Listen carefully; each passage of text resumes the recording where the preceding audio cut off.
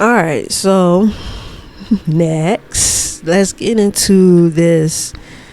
What seemed like this couple here, you know what I'm saying, that was shooting people in a fast food joint. Whataburger. I don't know why I butchered that. Okay, let me do it again. Whataburger. I don't think I'm saying it right. Well, anyway, yeah.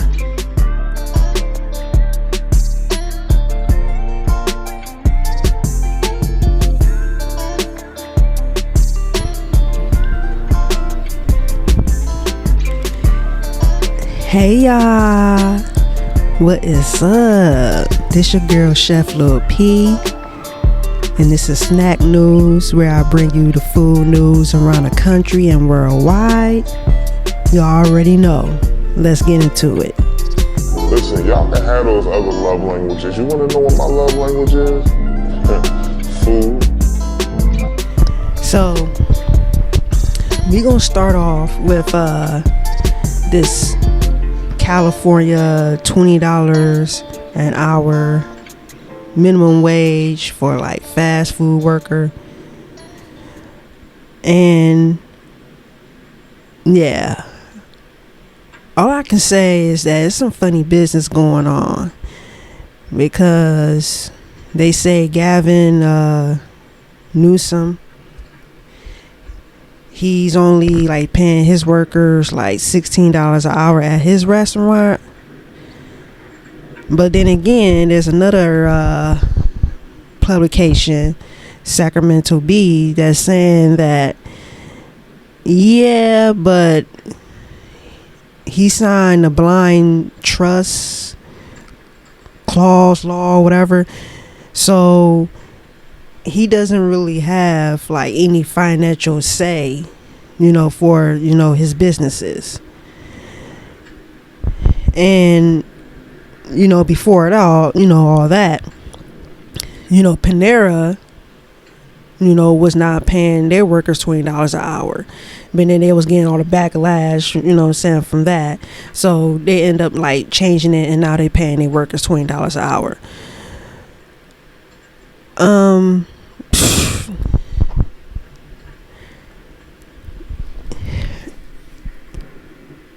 Here's my thing. This is, I don't know if this is new or not. I don't know, like, this have been done before, but the government, telling businesses what to pay their employees, that's a problem right there. Even though it's good for the employees that they're getting paid, more, they're not getting paid like the bare minimum, like the minimum wage. They're getting paid a little bit more. In a way, places like California, and we're going to get to New York in a minute, the cost of living is high. So, and then you have inflation on top of that. And so, $20 an hour, even though it's something that's better than nothing, is only going to stretch so far. But yeah, government, telling what businesses should pay their employees, like, that's iffy. That's real iffy right there. Because usually, you have to sit here and let different markets kind of make their own rules, judgments of how they should run their businesses. But yeah, government has to step in, so these businesses won't like to completely just take advantage of people out there. So I understand like both sides of this, Some businesses should have some independence, when it comes to their you know their them handling their financial situation for their businesses themselves. And at the same time, the lowly workers need to be protected in some type of way.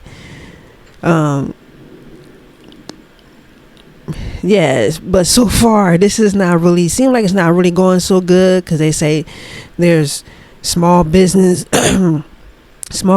fast foods, and there's already like franchises that's laying off workers. Some business even like shutting down. Yeah, if you a fast food worker, like, you should already sit here and think that your job is like a means to an end. Like, you shouldn't be thinking about being a retired, like a McDonald's retiree or something like that. But that's in my opinion, but I say that because who knows, this type of business, this fast food, is going to be around any longer. If they, having these financial constraints here, and they say, oh, we have robots, to flip the burgers. That's y'all most likely been had those robots, and it's taking longer than usual, to get them out there. They should have been out there.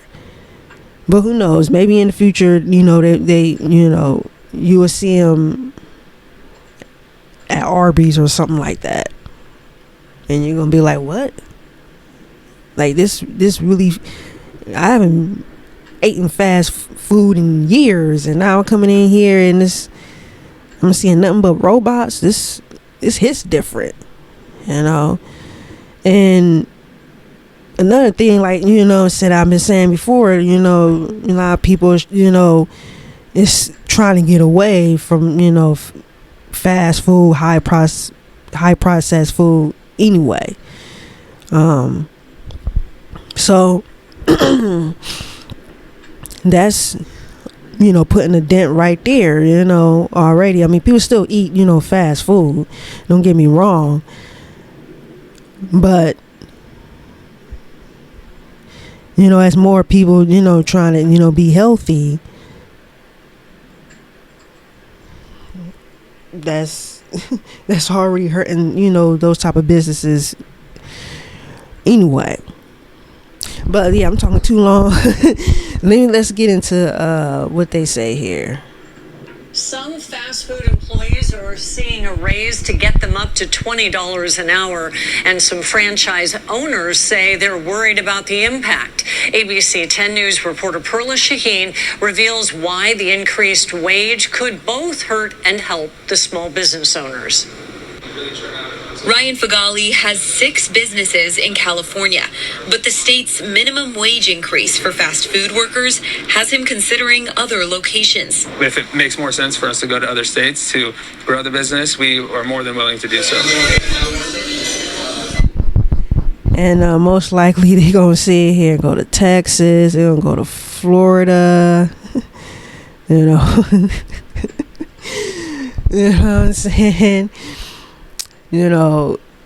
Like other locations like that. Hey.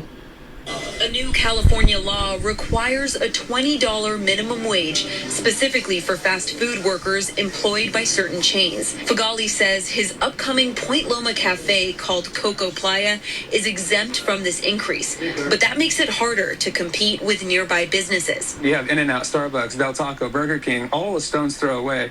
Can we find employees that are willing to take $16.85? On the flip side, Fagali also owns...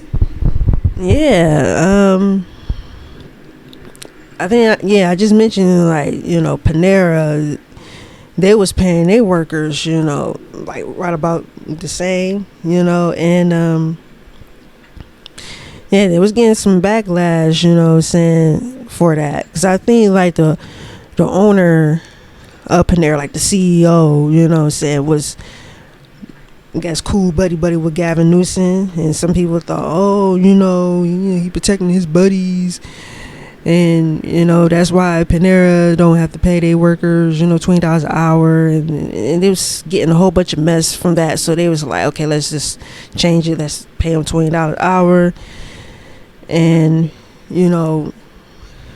this owner here is like, look, we pay our employees the minimum wage because business wise, that's what we can like afford and still profit. So,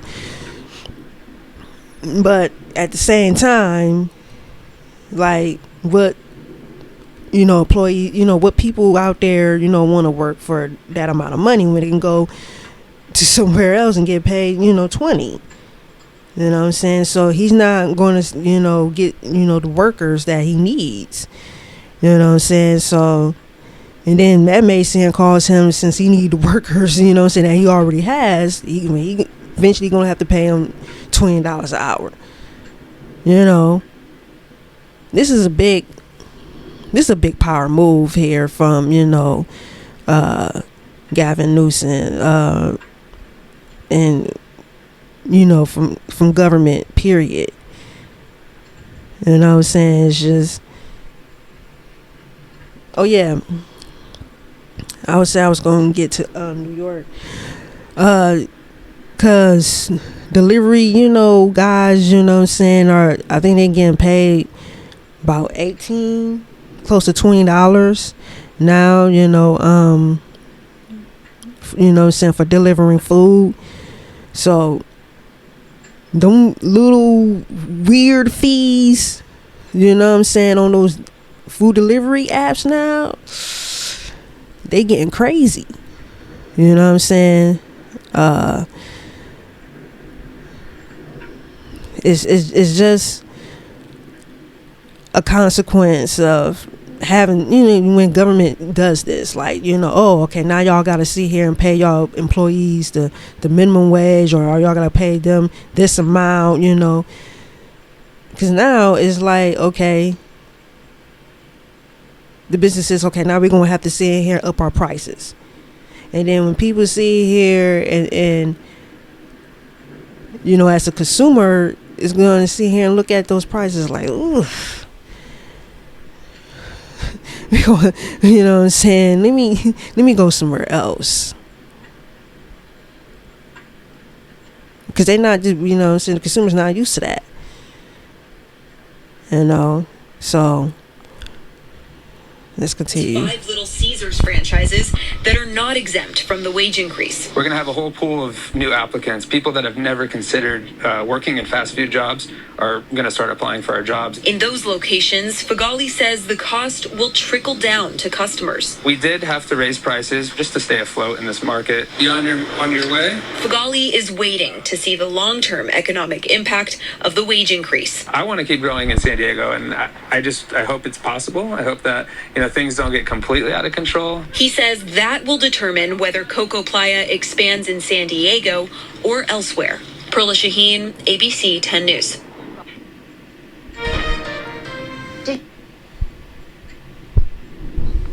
Yeah, so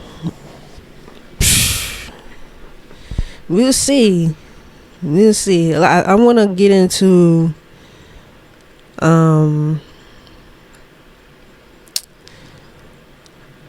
Tim Cass said about this new $20 minimum wage. Hold on. California's $20 fast food minimum wage balloons menu prices, with some chains increasing costs by nearly $2. All these laws do is literally just destroy your economy. Okay, so let's see what we have. Do they have the photos here? There was one photo, I thought they had it, where the prices We're here we go. Okay, so they do have the double menu? Okay, here we go. So this one's Burger King. A Whopper meal was $11.89. What is it now? $12.49. A Texas Double Whopper was $15. What's a Texas? $16.89. Whoa, went up by $1.80. That's crazy. And then you look down at In-N-Out, and it was double. Look, paying $20, like damn near $20 for any fast food meal, just like one meal alone, like that's crazy. That's crazy. Double. It's a double meat, double cheeseburger, $5.65. Now it's $5.90. They have just increased the price of all the food because you passed a law saying you got to pay more. You didn't change anything. In fact, the only thing that changed was they don't have the additional money in their coffers, so they fire people until they can get there. Mm-hmm. I talked to a guy, an accountant. New Jersey was raising the minimum wage, and it was going up like 50 cents. And he was like, it's going to go up 50 cents, and then 6 months, 50 cents more. We're talking about in a year, this is going to be a 10% increase. Now imagine you're a business and you have thin margins. Your margins could be 10%. And now you're seeing a 10% labor cost increase. So now your margin's 2%. Of course you're going to raise your prices. But if you raise your prices, then people aren't going to shop there. They're going to see your prices are too expensive. He said, when they put in the increase, I think he said something like 20% of my clients shut their businesses down. Yeah. And it's because in their bank right now, they have $10,000 and they got to make payroll, and the money comes in and when the money goes out, and there's a little bit on top. They set up a rainy day fund, and then when they do this dramatic change, they're like, we don't have the extra $1,000 to make payroll. What do? Shut her down. Take the money that we have left. I'm not disagreeing with him. Usually, what I'm saying, when it comes to Tim Cash, it's obviously, they have a certain, political stance and whatnot. So at times, they say some things that I agree with, and they say some things that are like, yeah, I'm gonna turn this off here. I'm gonna look at something else, just to be honest. But what I'm saying, but he's on point here. I see both sides, to this, because this is hard for a lot of these businesses. This new law here, but at the same time, the workers, are benefiting from this, in a way they are, they getting paid $20 an hour. But at the same time, you don't have job security. You know what I mean? It's more bad than good. That's my whole general take on this. It's more bad than good. You know what I'm saying? But the good part is on the employee's side. Temporarily.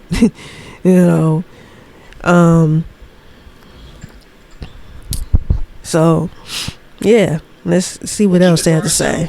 And we'll try and start something else. Understaffed. We had a bill, Virginia House of Delegates, raising the minimum wage in Virginia statewide. So keep in mind, the Loudoun County is the wealthiest county in America. Oh yeah. Loudoun County is the wealthiest. Lee County, Virginia, the median individual income is $18,000 a year. So they were going to change the minimum wage for all of Virginia to $13.50 an hour. Drastic increase. Because right now it's like 11. Because Loudoun County can afford it. Oh yeah, Loudoun County doesn't care. In fact, all the legislators carrying and cheering this on are all coming from counties that are significantly wealthier than the poorer counties in Virginia. And when you point this out, and this is one of the things I hate, when people get up and you're supposed to explain your bill. They don't explain the bill. They give you their hopes and dreams and aspirations for what they hope their bill will do. And so this bill is going to lift people out of poverty. This bill is going to, I said, you know what this bill does? Technically, does everyone want to know what it legally does? You will make it illegal to offer someone a job for $13.49 an hour or less. That's all the bill does. You hope it will do all these other things, but what it actually does is make it illegal. Think about that for a second. You've got a county where the median individual income is $18,000 a year. We're making $12 an hour is a pretty good gig. Nope, illegal. You can't do it. Why? Because a bunch of representatives who know this much about economics and who know it's not going to actually affect them get to go on TV and talk about how much they care about the working poor, when in reality they just cost their jobs, they cost their hours, or they made everything they're going to buy more expensive anyways, which will eat into the supposedly pay increase that they got. Who is... Okay, so some people may hear this and may, say, okay, so what is it, it's illegal to pay somebody, $13 an hour, or $16 an hour, or whatever, the minimum wage, anywhere in the country. Some people should get paid a higher wage than the minimum wage so they could sit here and earn a decent living. They could feed their families comfortably. But he's talking about if the businesses can't survive on giving the employees on a higher wage, people is not gonna have any jobs.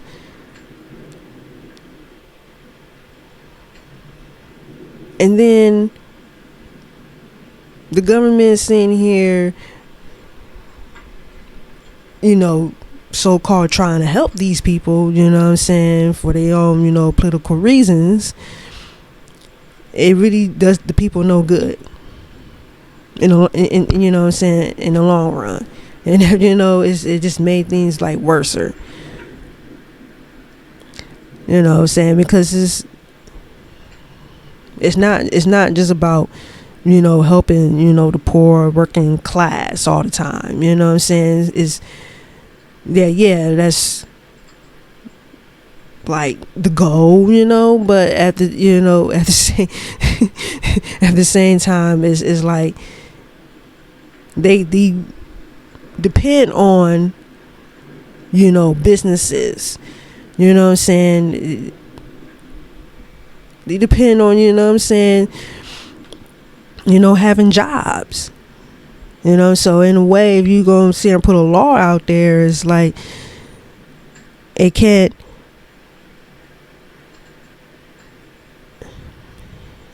You can't sit here and do something that is going to help them, but at the same time, down the road, it's really going to hurt them. That's just, it's just like a temporary fix, or even a fix really at all. Just to have, some type of political power, because you think that's going to be beneficial when it comes to like keeping your job and being reelected and everything. The lady who said $50. You saw that in California? Oh, yeah. She's like, we'll make it $50. It's just like, okay, you'll just eradicate every business. Make it 100 or you hate the poor. Yeah, that's rest right. in peace to all the franchisees that could never afford that. It's going to make the business, the business itself might make money, but every franchisee is just like, well, there goes my business, bye-bye. Do you guys remember in, was it 2019, 2020 cycle, Bloomberg, I think it was when Bloomberg he put half a billion, and then that woman was on TV and she was like, he put $500 million into this race. That means he could give every American $1 million. And then the anchor was like, wow. Yeah. Let me pull that up. Yeah. Team, no, I don't think that's how this works at all. Yeah, that's all pretty much I'm going to show of this clip here, but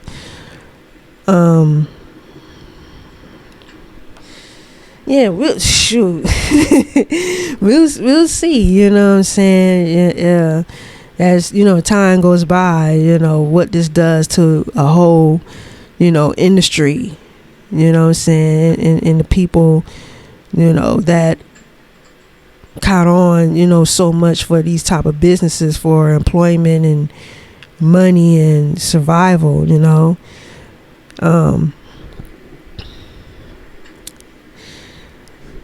Yeah, this is like a weird like economic like time, you know what I'm saying? Like, yeah, we all know like COVID, you know, did some numbers, and then, you know, even still now it's like inflation, everything is high, and there's a battle, you know what I'm saying, with people and businesses trying to, you know, stay afloat. You know, you hear about, you know, the layoffs and business getting shut down, and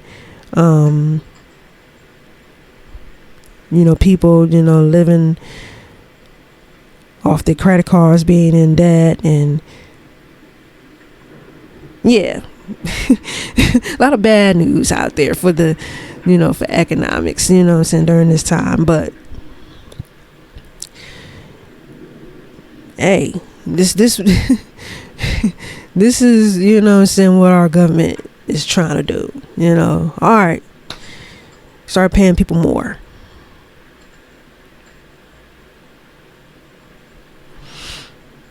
Yeah, and hey,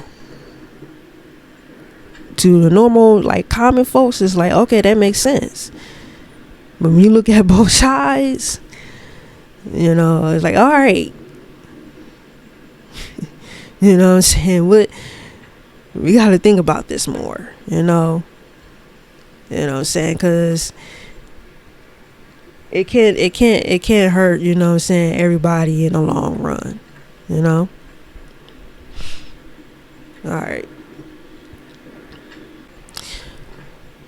All right, so next, let's get into this. What seemed like this couple here, you know what I'm saying, that was shooting people in a fast food joint. Whata.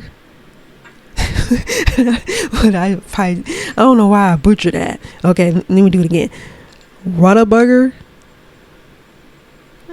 I don't think I'm saying it right. Well, anyway, yeah. I already have gave my rant about this so much, because it happens so much, about people going to these fast food joints and committing violence. But hey, it's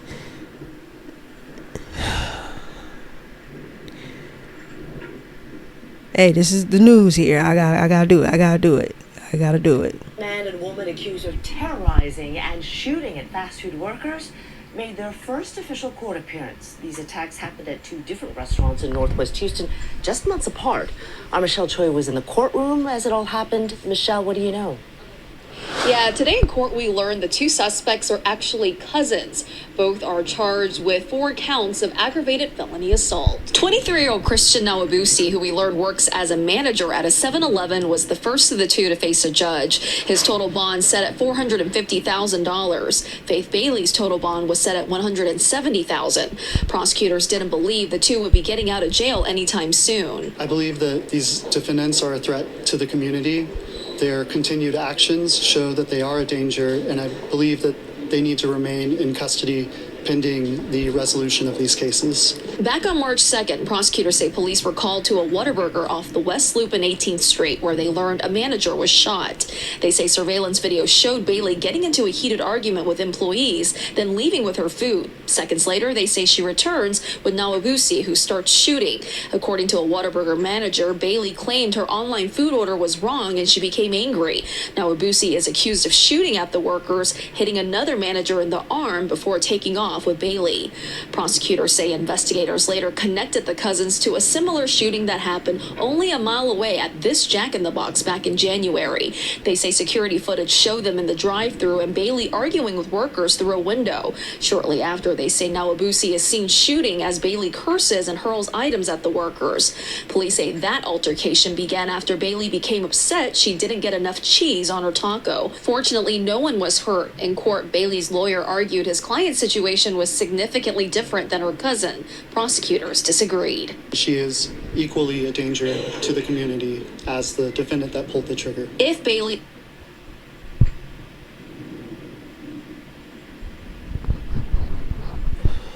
Okay. So this seemed like here, you know what I'm saying, they was just tag teaming, terrorizing, you know, fast food workers. See, this is another thing. Not only, you know, fast food workers, you know what I'm saying, don't get paid jack shit, but they also got to deal with this. And all they do is serve food.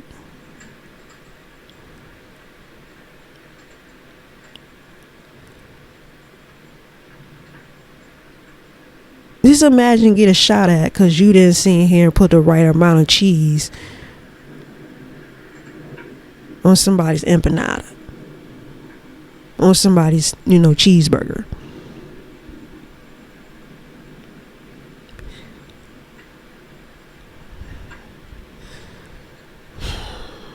And Nawabusi make bond. Part of their bond conditions include no contact with each other. They're also not allowed to go to any fast food restaurants in Harris County. Michelle Choi, KHOU 11 News. All I gotta say, that's so, it's just so crazy, man. I mean, I'm going I have no choice but to keep this kind of news short because it happens so often. And I already get my stance on it. So, yeah, it never fails. It happens all the time. All the time. Alright. So, last, you know, but not least, you know, before I, you know, go here in a bit, we're going to get into this,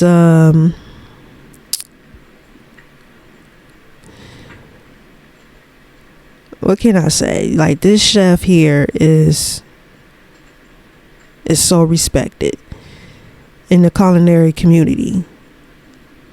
Like, if you know who Jose Andre is, you know, you're in, you know, you in that world. You know what I'm saying? You in our world. You in the food. You're a foodie. You're a chef.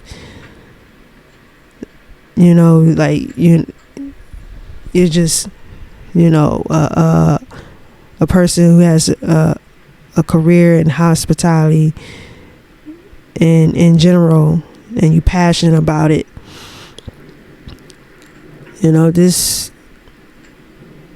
he's, like I said, highly respected, decorated, legendary, successful. And, you know, he has, you know, this Rural Central Kitchen, you know what I'm saying, where, you know, they feed people and, you know, during national, you know, global disasters. So, you know, it was in Gaza. And you already know what they was doing there. They was trying to feed the people.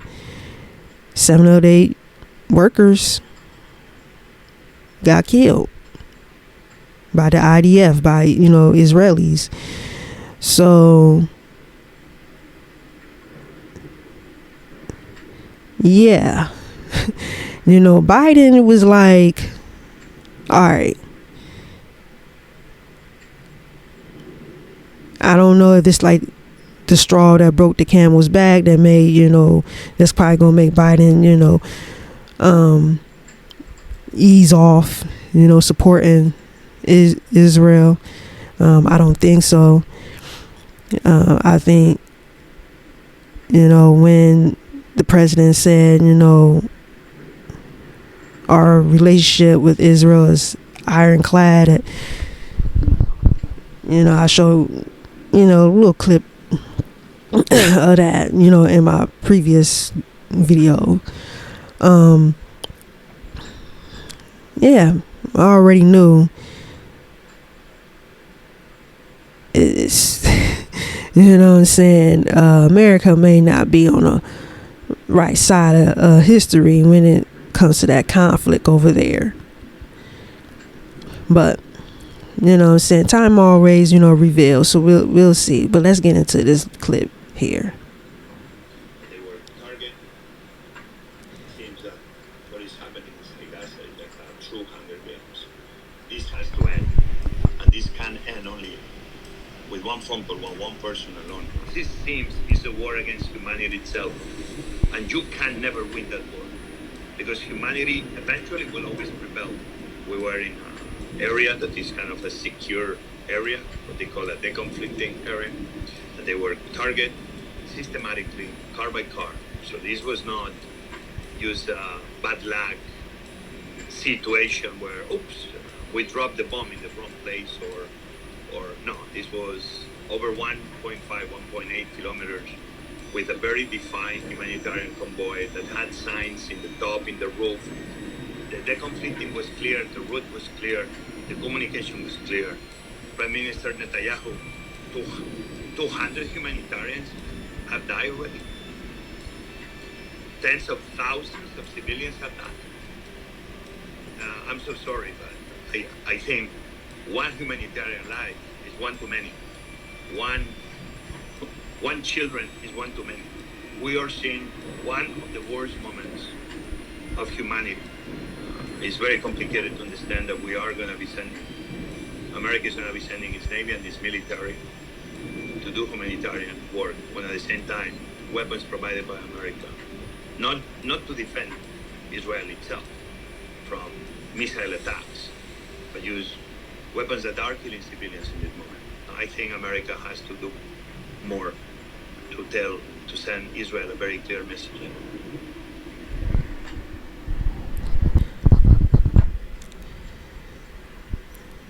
That's tough. That's all I can say is, may God, the universe, have mercy, and bless, the people over there in Gaza, and all the people that's over there trying to help those people out.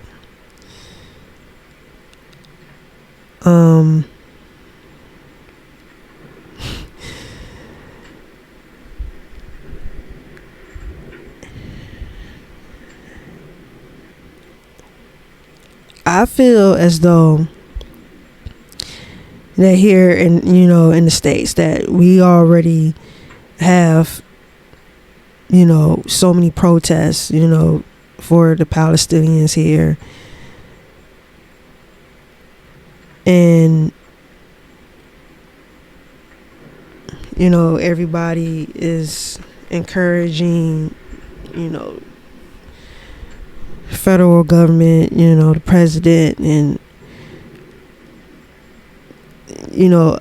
us, and in general, to do the right thing, what I'm saying, over there. And here, what I'm saying, we have a highly respected, decorated chef, Jose Andres. All of us, what I'm saying, in the culinary, community,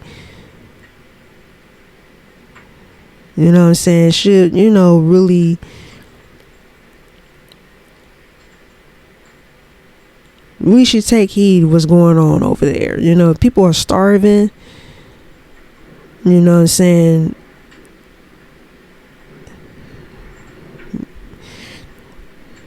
You know, so we should see here and start doing something about that. But then again, you know, since this is, everybody got their own personal thing going on, you know. But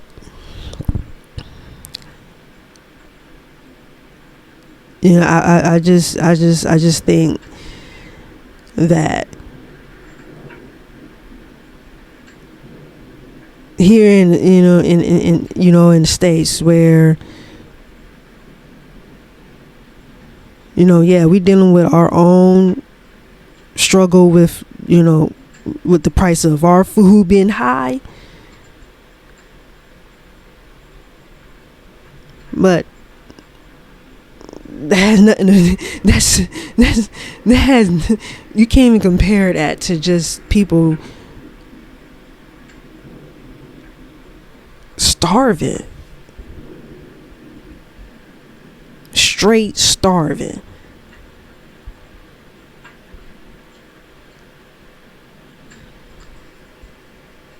And they have no choice but to depend on outside aid.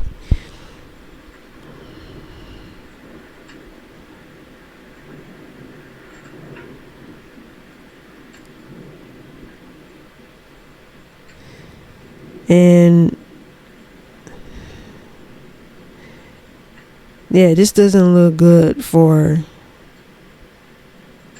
you know, Netanyahu to you. I know I just butchered his name, but and Israelis in general, the IDF, because now it's just blatant what y'all trying to do.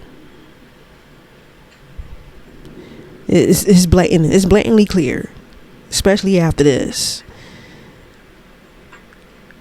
You know. But look, as much as, you know what I'm saying, a lot of not so good stuff going on, you know what I'm saying, food world, you know what I mean? Hey, stay healthy. I'm your girl, Chef Lil P. This is Snack News. Baby. Peace. I'm out.